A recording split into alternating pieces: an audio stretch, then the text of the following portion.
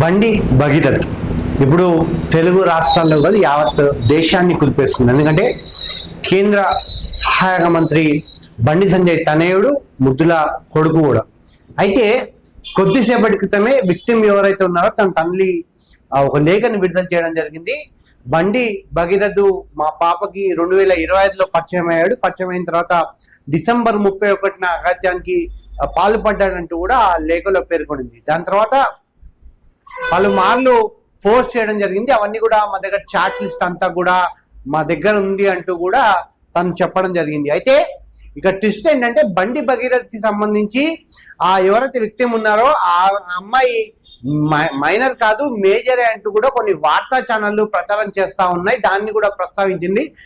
లేదు మా పాప మైనరే ఒక కేసులో అప్పుడు బండి నేర్చుకునేటప్పుడు వెహికల్ నేర్చుకునేటప్పుడు ట్రాఫిక్ పోలీసులు పట్టుబడడంతో తను 15 సంవత్సరాలు చెప్పి దాని ఆధారంగా వార్తా కథనాలు ప్రసరిస్తున్నారంటూ కూడా తల్లి వ్యాఖ్యానం చేసింది. అయితే బండి ఒక పక్కకు పెడితే బండి భగీరథ్ ఎక్కడ ఉన్నాడంటూ కూడా అటు యావత్ తెలంగాణలో పోస్టర్లు వెలుస్తున్నాయి, నిరసనలు కూడా వ్యక్తమై, అంటే సామాన్యులకు ఒక న్యాయము, ప్రజాప్రతినిధులకు ఇంకో న్యాయమా అంటూ కూడా అటు ప్రజా సంఘాలు, ఇటు మహిళలు, ఇటు పిల్లలు కూడా అందరు కూడా రోడ్ ఎక్కడం చూస్తున్నాం, మనం ధర్నాలు కూడా చేయడం చూస్తున్నాం. కానీ బండి భగీరథ్ ఎక్కడ ఉన్నాడు అంటూ క్వశ్చన్ మార్క్ చాలా ట్రెండింగ్ గా మారింది.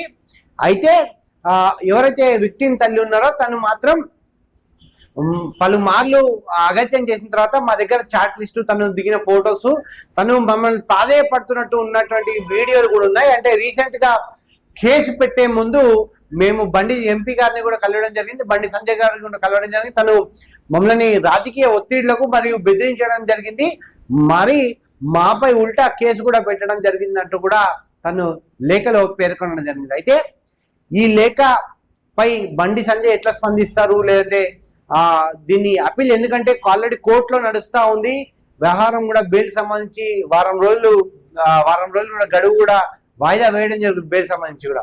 సో ఇవన్నీ పరిణామాల్లో నిజంగానే బండి భగీరథ్ ఎక్కడ ఉన్నారు అంటూ కూడా రాష్ట్ర వ్యాప్తంగా ఒక చర్చ జరుగుతూ ఉంది.